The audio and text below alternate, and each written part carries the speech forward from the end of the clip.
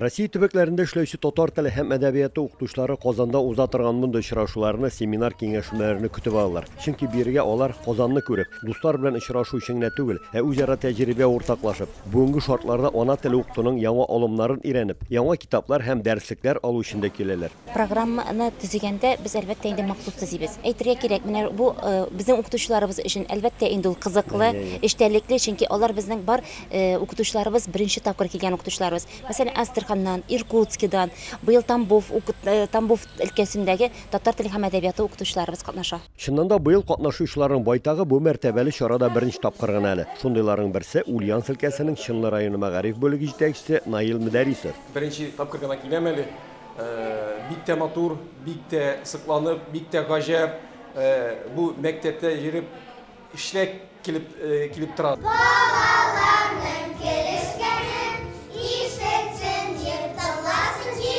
Әмнә әлеге күренеш инсталляцияны сабыйлар танылган рәссам Байназар Әлмәновның Габдулла Тукайга багышланган исемдә калганнар әсәре буенча эшләгән рәсеменә нигезләнеп әзерләгәннәр. Кунакларның чираттагы тукталышы Арчаның 90 еллык тарихы булган Габдулла Тукай исемендәге педагогика киллияте. Бүген биредә 900дән артык егет һәм кыз белем ала. Шулар арасында безнең Татарстан Республикасының төрле районнарыннан, Россия Федераль төрле төбәгеннән белем алучылар. Бу безнең Киров өлкәсе, Мари өлкәсе, шулай ук безнең Самара, Саратов, Пермь, Чиләбе өлкәсе, Төмән һәм башка регионнардан балалар килеп монда шушы белемнәрне, шушы белгечлекләрне үзләштереп, киләчәктә чын укытучылар булып чыгып китәләр. Әлеге уку йортында 1999 елда киллият укытучысы Хөсәен абый Хәйруллин Әлифба музее оештырып җибәрә. Хөсәен ага һәм аннан соң эшләгән педагоглар һәм укучылар тырышлыгы белән 22 ел эчендә дөнья халыкларының 72 телендә 300дән артык әлифба китабы туплана. Иң беренче 20 әлифбаны Сәләй Вагизов, Рәмзия Валитовалар биргәннәр, чөнки алар әлифба язган ише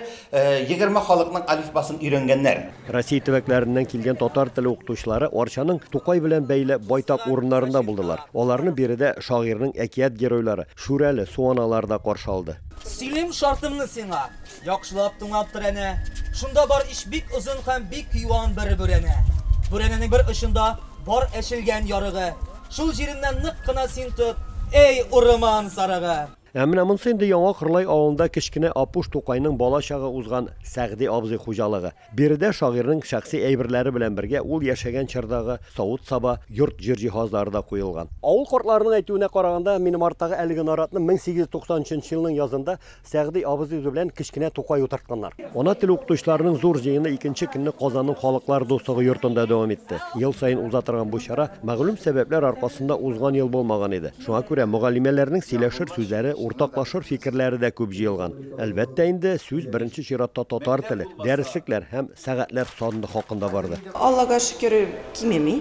Бездә 3 сәгать ничек бара иде, 3 сәгать алып барабыз, 2 сәгать татар телен, 1 сәгать әдәбиятны укытабыз. Бүгенге көндә безнең авылда 368 бала, алар саны үзгәрми, кимеми. Пенза өлкәсенең Урта Әләзән авылы Россиядәге иң зур татар авылы. Биредә 11 мең кеше яши. Авылда 12 мәчет һәм 2 мәктәп эшләп тора. Беренче мәктәптә 908, икенчесендә 760 бала укый. 2 мәктәптә дә 3 сәгать, 2 сәгать татар теле, 1 сәгать әдәбият, 9-нчыга хәтле, инде 10-11 классларда 2 сәгать әдәбият алабыз.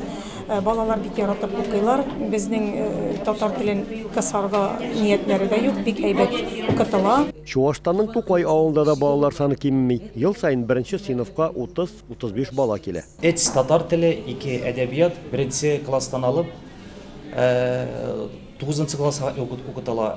Оның 5 сәгать була. Һәм инде 10-11 класслар татар әдәбияты 2-2. Сәгатьләрнең дөрестлеген, аның дөрес барышын карап тормасаң, тикшереп тормасаң, барламасаң, бер-беренең күңел халәтен аңламасаң һәм ярдәм итәргә әзер булмасаң, алга таба татарның киләчәге, аның хәзерге көне, телебезнең язмышы, телебезнең үсеше нә шик турга мөмкин. Бу мәртәбәле җыенда төбәкләрдәге татар мәктәпләрен дәреслекләр белән тәэмин итү, анда эшләүче укытучыларның белемен камилләштерү турында җитди сөйләшү булды. Киңәшмә азагында бер төркем укытучыларга министрлыкның бүләкләре дә тапшырылды. Татарстанның Арча районыннан һәм Казаннан Рамис Сафин татарлар.